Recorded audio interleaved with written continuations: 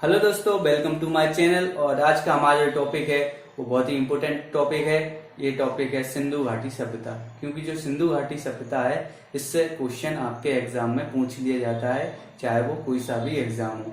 तो जो सिंधु घाटी सभ्यता है ये बहुत ही इम्पोर्टेंट टॉपिक है किसी भी एग्जाम के लिए। तो चलिए स्टार्ट करते हैं। देखिए, जो सिंधु घाटी सभ्यता है इसके पहले हम देख लेते हैं क्या क्या नाम थे। देखिए, जो सिंधु घाटी सभ्यता है इसके नाम सिंधु घाटी सभ्यता, हड़प्पा सभ्यता और सैंडप सभ्यता। ठीक है, तो ये जो तीन नाम है ये है एक ही सभ्यता के नाम, ठीक है ना, जिसको हम बोलते हैं हड़प्पा सभ्यता या सिंधु सभ्यता।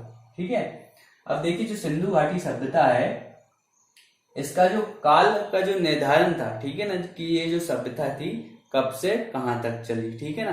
तो इसका जो क्या है, जो काल का निर्धारण किया गया वो 2-3 लोगों ने किया है और 4-5 आधारों पर इसके जो नामकरण किए गए हैं वो अलग अलग है, ठीक है ना। इसका जो टाइम पीरियड था वो अलग अलग बताया गया है। तो जो रेडियो कार्बन विधि होती है उसमें इसका जो काल बताया गया है, इसका जो समय बताया गया है वो बताया गया है 2500 ईसा पूर्व से 1750 ईसा पूर्व के बीच में सिंधु घाटी सभ्यता का समय बताया गया है, ठीक है ना, कि इतने समय के बीच में ये सभ्यता थी और ये फली फूली इस इतने टाइम पर, इसके बाद ये सभ्यता समाप्त हो गई। ठीक है, अब देखिए ये तो हो गई रेडियो कार्बन से। इनके बीच एक भारतीय भी थे और भारत के जो व्यक्ति होते हैं वो भी एक महान व्यक्ति होते हैं। तो उन्होंने भी अपना ज्ञान बताया और उन्होंने बता दिया कि जो डीपी अग्रवाल थे, ठीक है ना, तो जो डीपी अग्रवाल जो भारतीय थे उन्होंने बता दिया कि जो हड़प्पा सभ्यता है इसका टाइम पीरियड जो था वो था 2350 से 1750 ईसा पूर्व। ठीक है, तो ये भारतीय थे, इनने भी बता दिया। इसके बाद जब भारतीय लोगों ने बता दिया तो वही जो अंग्रेज होते हैं वो भी पीछे नहीं हटेंगे, ठीक है ना। तो उनने भी क्या बोल दिया, उन्हीं में से एक थे जॉन मार्शल, ठीक है। तो इन्होंने क्या बता दिया कि जो हड़प्पा सभ्यता है इसका जो टाइम पीरियड है वो है 3250 से 2750 ईसा पूर्व। वो देखते हैं ये जो सभ्यता थी सिंधु घाटी सभ्यता इसकी खोज कैसे होती है। ठीक है, तो 1826 ईस्वी में एक चार्ल्स मैसन थे, उन्होंने सर्वप्रथम एक उल्लेख किया कि यहाँ पर एक नगर था, यहाँ पे कोई पुरानी बस्तियां थी। ठीक है, उन्होंने सर्वप्रथम इसका एक उल्लेख किया।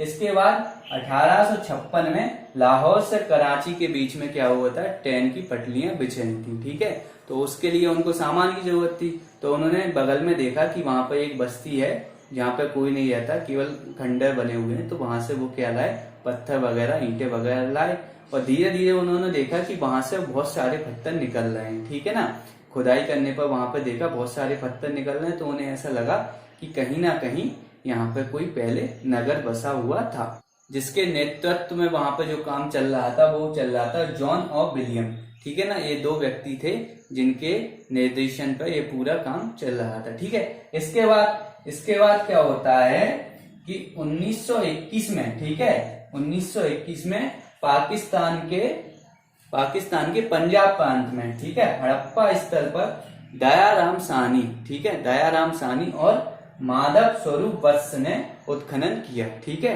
तो 1921 में क्या किया, दयाराम साहनी थे और माधव स्वरूप वत्स, इन दोनों ने क्या किया कि वहां पे उत्खनन किया और इन्होंने बताया कि यहाँ पर एक बहुत ही प्राचीन एक क्या है, सभ्यता रही है, नगर रहे हैं जिनके अवशेष आज भी यहाँ पर देखे जाते हैं। ठीक है, कहाँ पर, पाकिस्तान के पंजाब प्रांत में। ठीक है, इसके बाद तो उत्खनन के बाद जो भारतीय पुरातत्व विभाग था तो उसके जो तत्कालीन महानिदेशक थे जॉन मार्शल, ठीक है ना, तो जॉन मार्शल जो थे उन्होंने 1924 में ये घोषणा कर दी कि यहाँ पर एक ही बहुत पुराना क्या है, सभ्यता है, जिसमें 2 नगर इनने खोजे, जिसमें एक था हड़प्पा और दूसरा था मोहनजोदड़ो। ठीक है ना, तो ये 2 नगरों की यहाँ पे खोज हुई। ठीक है, इसके बाद हड़प्पा सभ्यता फेमस हो गई और धीरे धीरे इस पर आज तक इस पर क्या चल रहा है, इसकी खोज की जा रही है। ठीक है, देखिए आज हम देखते हैं तो हड़प्पा सभ्यता में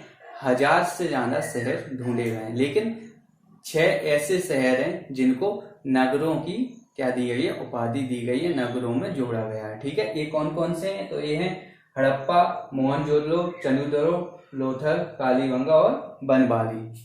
ये 6 ऐसे नगर थे जिनको क्या नगर की उपाधि दी गई। अब हम आते हैं जो हड़प्पा सभ्यता थी इसका विस्तार कितना था, ठीक है ना, कहाँ तक इसका विस्तार था।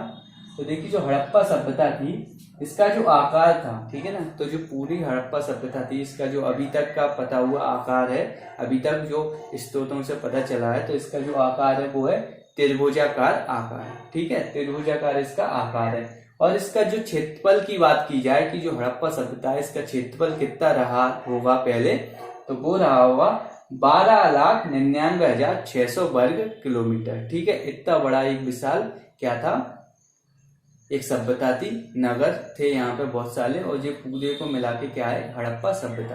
तो हड़प्पा सभ्यता इतनी विशाल सभ्यता थी, ठीक है। अब हम देखते हैं जो हड़प्पा सभ्यता थी इसका विस्तार कहाँ से कहाँ तक था, ठीक है। तो यहाँ पे देखिए जो उत्तर में हम देखेंगे, ठीक है ना, तो उत्तर में देखेंगे तो मांडा है जो जम्मू कश्मीर में है, ठीक है, जो कि उत्तर में आता है, उत्तर दिशा में सबसे उत्तरी जो शहर मिला है जो हड़प्पा सभ्यता का वो है मांडा, जो कि है जम्मू कश्मीर में। और कौन सी नदी के किनारे, तो चिनाब नदी के किनारे, ठीक है। जो देखिए जो हड़प्पा सभ्यता है इसमें जितने भी शहर मिले हैं वो ज्यादातर क्या है, नदियों के किनारे ही मिलेंगे, ठीक है ना। इसके बाद हम देखते हैं जो पूर्व में इसका जो बिंदु मिला है, पूर्व में इसका जो शहर मिला है उसका नाम है आलमगीरपुर, ठीक है। ये कहाँ मिला है, ये मिला है उत्तर प्रदेश में, ठीक है। और यहाँ पे कौन सी नदी के किनारे मिला है, तो ये मिला है हिंडन नदी के किनारे, ठीक है। इसके बाद हम देखेंगे तो दक्षिण में हमें कौन सा नगर मिला है, दक्षिण में मिला है दैमाबाद, ठीक है ना। तो जो दैमाबाद है ये कहाँ आता है, ये आता है अहमदनगर में, ठीक है ना। तो यहाँ पे कौन सी नदी है, यहाँ पे है गोदावरी नदी, ठीक है ना। इसके किनारे कौन सी नदी बहती थी, गोदावरी नदी, जो आज भी बह रही है, ठीक है। इसके बाद इसका जो पश्चिमी भाग है, ठीक है ना, पश्चिमी बिंदु है वो कहाँ था, तो वो था सुतकानूडोर, ठीक है ना। तो ये कहाँ आता है, ये आता है बलूचिस्तान में, ठीक है। और यहाँ पर कोई सी नदी थी, तो हाँ यहाँ पर भी एक नदी थी जिसका नाम है दास्त नदी, ठीक है ना। ये था हड़प्पा सभ्यता का विस्तार, ठीक है। इसके बाद हम देखेंगे जो हड़प्पा सभ्यता था वहां से हमें और क्या क्या जानकारियां मिलती हैं, ठीक है।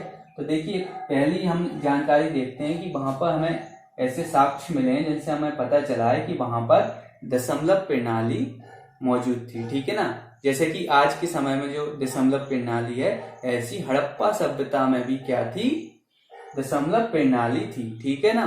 तो जो हड़प्पा सभ्यता थी वो एक नगरीय सभ्यता थी, ठीक है ना, बहुत ही ज्यादा भव्य थी, बहुत ही ज्यादा विशाल थी, बहुत ही आधुनिक थी एक हिसाब से बोला जाए, ठीक है ना। उस समय जो आज के युग हम देखते हैं, आज हम देखते हैं जो शहरों में जो जैसी व्यवस्था होती है वैसी व्यवस्था हड़प्पा सभ्यता में थी, लगभग 4000 ईसा पूर्व पहले, ठीक है ना। सोचिए, जरा सोचिए कि उस टाइम पे ऐसी जो टेक्नोलॉजी आज है वो उस टाइम पे क्या थी, नहीं थी। फिर भी वहां की जो शहर बसे हुए थे वो बहुत ही व्यवस्थित बसे हुए थे, ठीक है।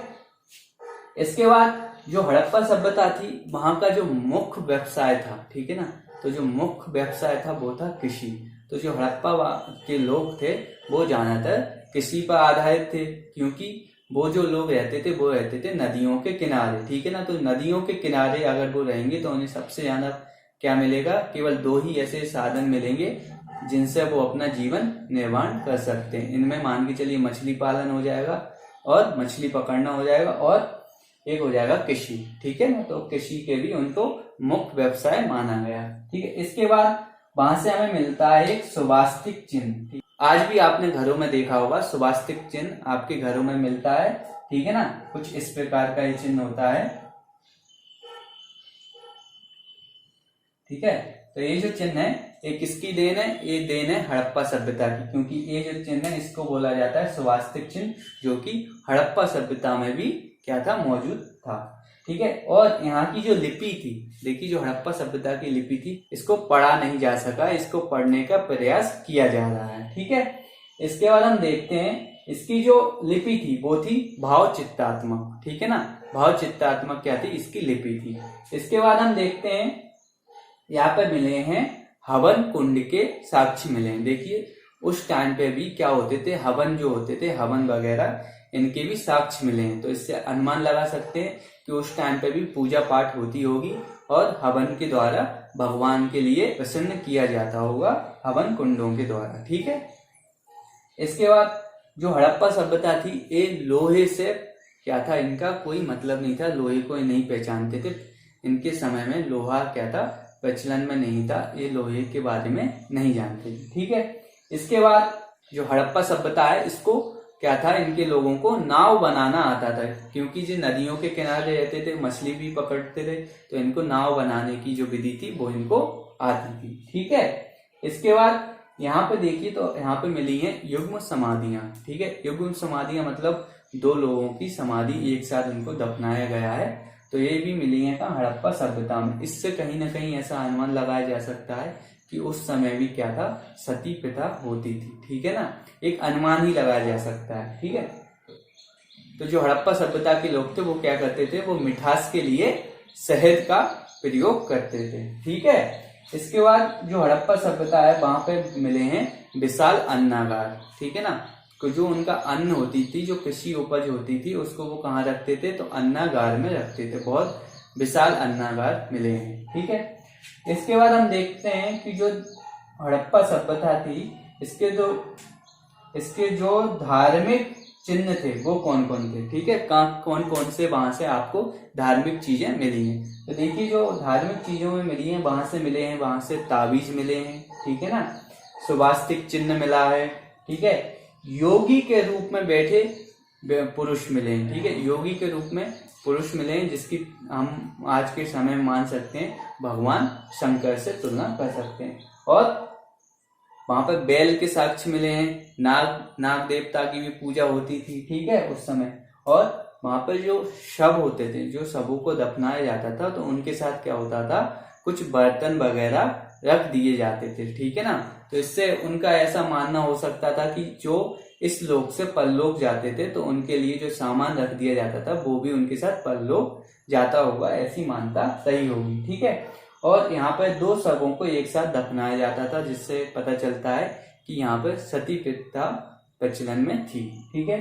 तो यहाँ पे हमारा जो सभ्यता थी, सिंधु घाटी सभ्यता, ये इसका जो आज का लेक्चर है वो यहीं समाप्त होता है। और आने वाले जो हड़प्पा सभ्यता है उसके बारे में और डिटेल से हम पढ़ेंगे, जो इसके आगे वाले जो पार्ट होंगे उनमें। ठीक है। अगर आपको मेरी वीडियो अच्छी लगी हो तो इसको लाइक और शेयर कीजिए, और आने वाली वीडियो को देखने के लिए सब्सक्राइब बटन को दबाइए।